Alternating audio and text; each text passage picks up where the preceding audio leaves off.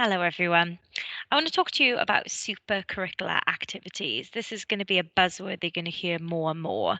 So, super-curricular activities is all about involving yourself in stuff which extends your learning outside of the classroom. So, this may be academic or practical experiences and gaining knowledge that really kind of stretches beyond the specifications of the courses you're studying in school and the content which you are covering in class with your teachers. It's about stretching further than what we're telling you to do and then finding out other things on top of that. And it's about proving essentially to future employers and to universities that you're somebody that's willing to go the extra mile and that you're somebody that's committed enough, driven enough, and motivated enough to take control of your own learning and to kind of enhance it and take it to the next level. So there's various resources out there to help you do this. And thankfully as well, lots and lots of them are digital and lots of them you can do remotely. And in a time where work experience is certainly a lot more challenging, then you really need to be involving yourself in these super curricular opportunities, seeking them out yourself, finding them, immersing yourself in them, because they're going to give you so many valuable things to talk about, as well as just generally benefiting you by extending your knowledge. So here are a few that you're going to want to consider. Um, a few resources and starting points. First of all, Dr. O's already told you about the sixth form area on our webpage. And if you go to the next steps guide on here, then this will take you through to the separate websites that we've created on next steps. Now, when you come through onto here, there's various different sections, and under these, there's lots of different opportunities that you can find and information to extend your learning, basically, and to give yourself super curricular strengths. There's lots of fantastic links that Dr. O has put on here that you can search by subject area and you can delve into what interests you most. Have a little exploration of them, see what appeals to you, and then dip into really then what's the most relevant to you and what you enjoy finding out of. Another useful website that's already been mentioned is FutureLearn. And this is a fantastic virtual learning platform on which you can access a whole host of different subjects, different kinds of courses, and learn about everything and anything really. It's super simple to use. You just got to create an account, which is free. All of the courses on here are free as well. And you can just search by subject or by type of course. And when you click on subject, you can see the great extent of all the different things that are available to you. If we clicked into literature, for instance, you might be studying particular texts in your literature or your Langlit lessons at the moment, but you may want to extend upon these or learn a bit more about a particular writer.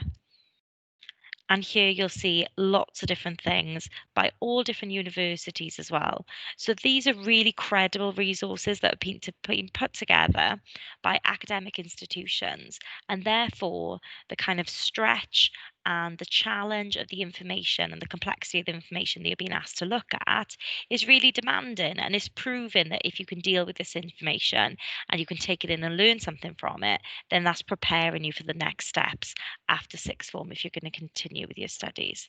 And there really is, like I said, everything and anything on here. And there's far more courses. You can always click show more.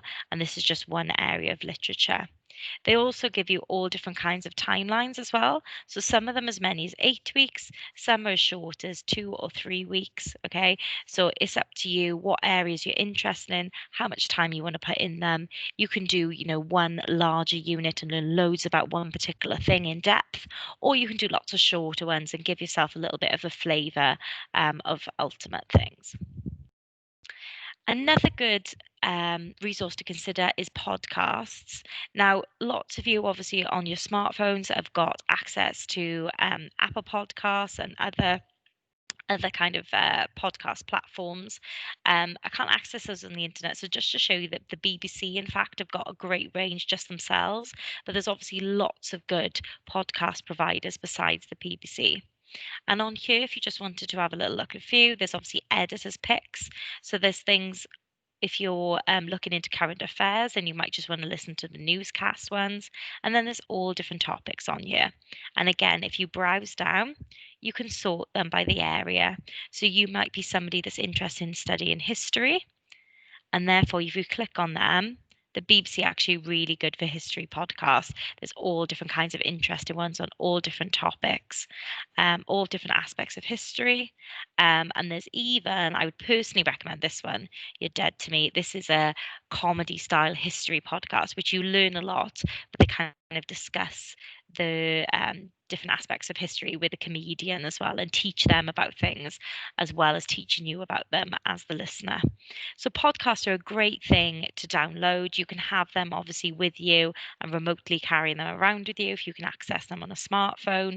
And you can just listen to them 10 minutes at a time when you're walking from the train station or to catch a bus somewhere on the weekend, and just take in a little bit of information whilst being entertained as well. Two other great websites I've already mentioned to you as well then is Staircase 12. This is a resource website put together by the University College Oxford. And when you scroll down onto the main page, then there are basically two main areas. One is called the Reading Bank, okay, which provides you with all different kinds of extra reading around particular subjects. And then there's also the resources hub, which gives you things besides reading. Okay, so you can maybe access different kinds of reading, look into different things. And then if you want something quite different, like a different kind of media to take in your information and learn something from, then there's all different things on here, such as they list lectures, podcasts, online courses, articles, blogs, and much more. So again, if you click into either of these areas here, then it'll take you onto the more specific page and it'll just give you a whole host of things on here. Okay, and I give you reviews as well of types of the reading so you can see whether you're going to be interested in them.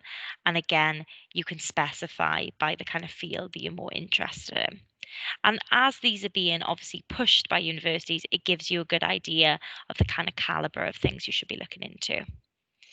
Similarly, okay, HePlus is put together by the University of Cambridge, and this is another great resource that you can look into to discover more about the subject that you love or the subject that you want to learn about to decide whether it's for you.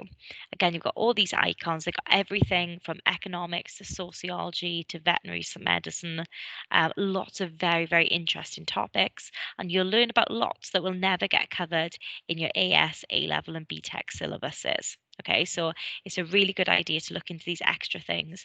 Remember that, universities' employers know the kind of content that you've studied in school as part of your specs because they have people come through every year with the same qualifications as you. So if you can prove that you know something slightly different, a little bit more advanced, then you're already putting yourself in a great position when you're putting yourself against other candidates for either university or for employment in the future.